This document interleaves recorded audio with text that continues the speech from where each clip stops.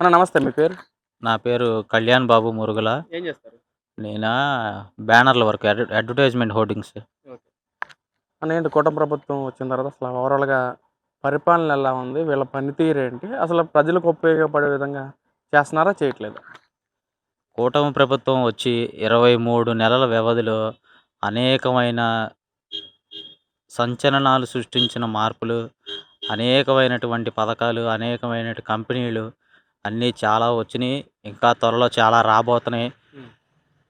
అనే విషయాన్ని ప్రజలు గ్రహించారు, గ్రహిస్తున్నారు. హ్మ్. వస్తాయని కూడా ఈ మీడియా ద్వారా అంటే తెలియజేస్తున్నాను. అసల ఎలాంటి కంపెనీస్ తీసుకొచ్చారనుకోవచ్చన్న కూటమి ప్రభుత్వ నాయకులు? ఓ పక్కనేమో మేమొచ్చిన తర్వాత డెవలప్‌మెంట్ జరుగుతుంది. పెట్టుబడులు కూడా మమ్మల్ని చూసే వస్తున్నాయని చెప్పి కూటమి ప్రభుత్వ నాయకులు అంటా ఉన్నారు. ఏంటి అసలు ఏం కంపెనీస్ తీసుకొచ్చారనుకోవచ్చు? కూటమి ప్రభుత్వం వచ్చిన తర్వాత అనేకమైన కంపెనీలు వెనక్కి వెళ్ళిపోయిన కంపెనీలు గూడా యూటర్న్ తీసుకొని మళ్ళీ వాటితో పాటు కొన్ని వేరే కంపెనీలు గూడా వీటిని కలుపుకొని మరి వచ్చినియని చెప్పక తప్పదు. హ్మ్. మరి అనేకమైన కంపెనీలు ఇంకా వస్తాయి. మరి నిన్నగాక మొన్న మరి ముఖ్యమంత్రి నారా చంద్రబాబు నాయుడు గారు ఒక ప్రస్తావనలో చెప్పడం ఏంటంటే, రాయల్ ఎన్‌ఫీల్డ్ అనే ఒక గొప్ప కంపెనీ మన రాష్ట్రానికి రాబోతుంది అనేటువంటిది మరి ఆయన తెలియజేశారు.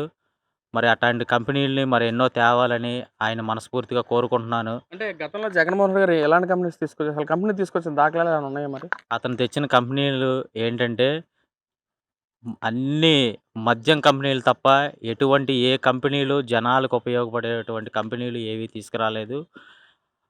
ప్రెసిడెంట్ మెడల్ గాని, దారోస్ అలాంటి చెత్త కంపెనీలు తప్ప అతను తెచ్చింది ఏమీ లేదు. హ్మ్. ఏ పచ్చళ్ళ కంపెనీలని, ఏ జింజర్ గార్లిక్ పేస్ట్ కంపెనీలని. హ్మ్. నేను చెప్పడం గాదు.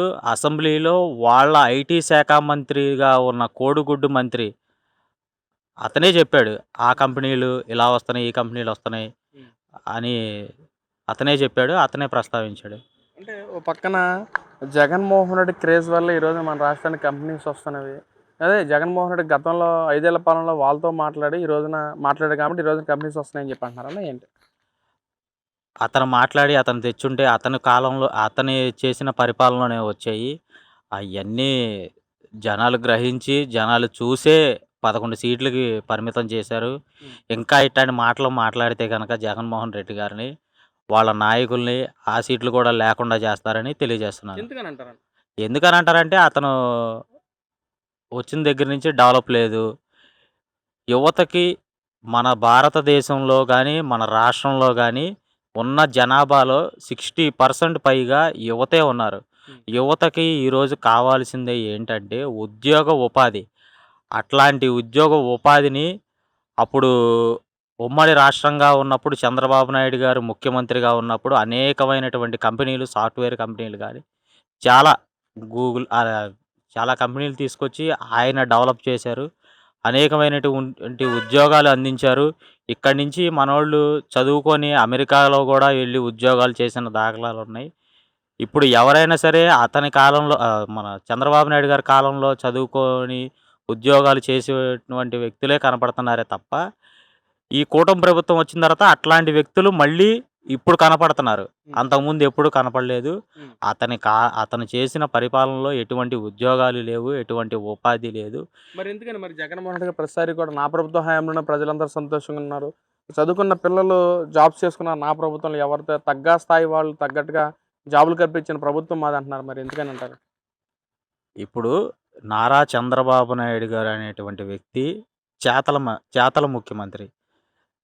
జగన్మోహన్ రెడ్డి అనేటువంటి వ్యక్తి మాటల ముఖ్యమంత్రి. మాటలు చెప్పేవాడికి, చేతలు చెప్పేవాడికి చాలా తేడా ఉంటుంది.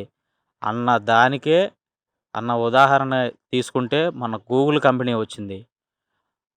స్టీల్ ప్లాంట్‌లొచ్చినియి. స్టీల్ ప్లాంటు అప్పుడు ఒ వైజాగ్ స్టీల్ ప్లాంట్ ఎళ్ళిపోవటానికి కారణం గూడా ఇతని చేతగానితనమే. హ్మ్. అట్లాంటి స్టీల్ ప్లాంట్‌ని మాకు కావాలి అనేటువంటి ఆపిన వ్యక్తులు ఇద్దరే ఇద్దరు. హ్మ్. ఒకటి మన ముఖ్యమంత్రి నారా చంద్రబాబు నాయుడు గారు. ఇంకొక వ్యక్తి మన డిప్యూటీ సీఎం పవన్ కళ్యాణ్ గారు. హ్మ్.